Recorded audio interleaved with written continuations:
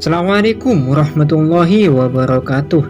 Kembali lagi di channel Kisah Menarik. Bagaimana kabarnya antum-antum semua? Semoga baik-baik saja. Cerita tentang kisah orang tua Imam Malik sudah kita bahas di video sebelumnya. Kali ini kita akan bercerita beberapa kisah tentang kehidupan Imam Malik. Namun sebelum video tentang kisah kehidupan Imam Malik dilanjutkan, mari bangun channel ini agar semakin berkembang dengan subscribe dan nyalakan lonceng notifikasinya agar tidak ketinggalan video menarik lainnya.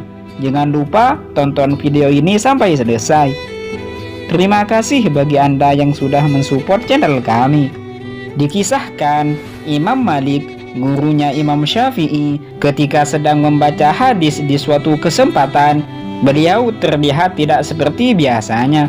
Ketika ditanya muridnya, "Wahai Syekh, apakah Anda sakit?" Imam Malik lantas menggelengkan kepalanya. Beliau terus terlihat keringatan sampai mendekati akhir begitu menggigil. Lalu muridnya bertanya, "Wahai Syekh, mengapa tubuhmu begitu menggigil?"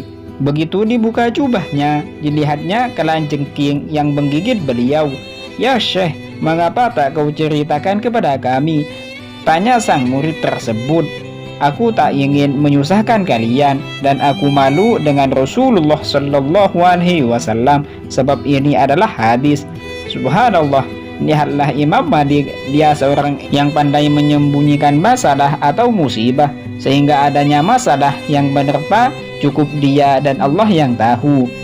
Imam Malik dan penghormatan beliau kepada Madinah, bumi di kuburnya Nabi Muhammad SAW, diceritakan oleh Imam Syafi'i dalam suatu kunjungannya ke rumah Imam Malik.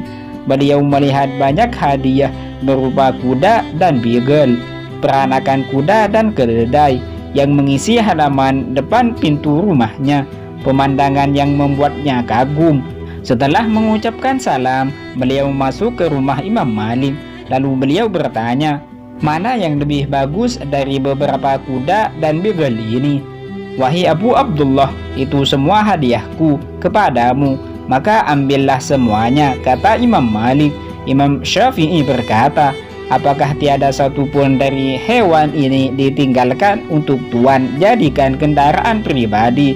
Imam Malik berkata lagi, "Sungguh aku malu kepada Allah jika aku harus menginjakkan tapak kaki hewan kendaraanku ini di bumi yang di dalamnya dikuburkan Rasulullah Shallallahu Alaihi Wasallam di Madinah, tanah Nabi dimakamkan."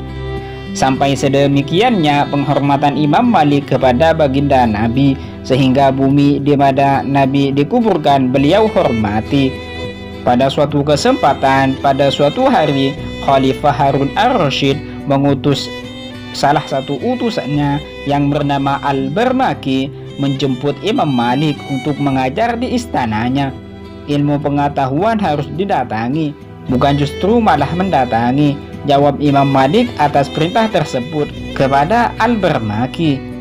Utusan itu akhirnya pulang ke Irak dan menyampaikan pesan ini kepada sang khalifah. Di lain kesempatan, ketika menunaikan haji, Khalifah ar-Rasyid sempat berjumpa Imam Malik dan menyuruhnya membacakan kitab karangannya. Imam Malik tetap menolak dan memintanya hadir di majelis pengajiannya. "Bagaimana jika rumah Anda saja?" bujuk sang khalifah tersebut. "Rumah saya reot, tak layak untuk seorang pemimpin besar seperti baginda," kata Imam Malik merendah.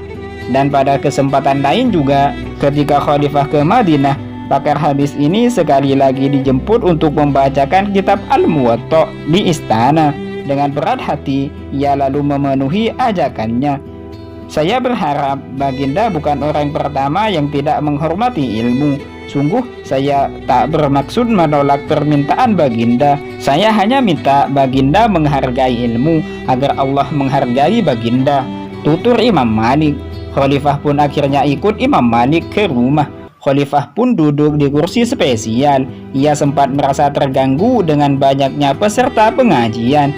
Namun Imam Malik bertutur, jika orang lain tak boleh menyimak kitab ini, maka Allah akan menjauhkan rahmat darinya.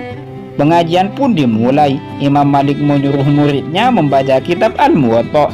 Sebelum kitab itu dibaca, tiba-tiba keluar dari lisan Imam Malik, para pecinta ilmu sangat menghargai ilmu. Tak seorang pun dapat duduk lebih tinggi dari ilmu. Mendengar sindiran itu, khalifah pun turun dari kursi dan duduk di lantai bersama peserta yang lain. Itulah beberapa kisah tentang Imam Malik. Ada beberapa hikmah dan pelajaran yang bisa kita ambil dari beberapa kisah yang telah kita simak. Hikmah yang pertama, sebuah musibah atau sebuah masalah tidak akan lepas dari manusia. Semua manusia pasti mempunyai musibah masing-masing yang tak sama dengan yang lainnya. Hanya saja terkadang kita tidak bersyukur dengan apa yang terjadi pada diri kita. Hendaklah bersyukur dan berusaha menutupi semua masalah maupun musibah yang menimpa kita. Cukuplah Allah yang tahu. Yang kedua, adab Imam Malik yang begitu tinggi itu terlihat ketika dirinya merasa malu kepada Allah Subhanahu wa Ta'ala jika harus menginjakkan tapak kaki hewan kendaraannya di bumi yang di dalamnya dikuburkan Rasulullah. Sedangkan hikmah yang selanjutnya, hikmah dan pelajaran dari kisah selanjutnya, jika kita ingin belajar, hendaknya kita berusaha untuk datang ke salah satu guru atau halakoh-halakoh majelis, bukan mengundangnya agar memberikan ilmu kepada kita. Namun jika ini diaplikasikan di zaman sekarang, maka jarang orang yang menuntut ilmu. Terlebih bagi kita yang sudah dewasa atau bahkan yang sudah menikah. Karena zaman sekarang kita disibukkan dengan dunianya masing-masing. Dalam berkehidupan semuanya diatur oleh ilmu. Tidak ada yang lebih penting ketimbang ilmu. Namun di atas ilmu masih ada adab atau tata krama yang harus kita jaga. Itulah kisah singkat tentang kehidupan Imam Malik.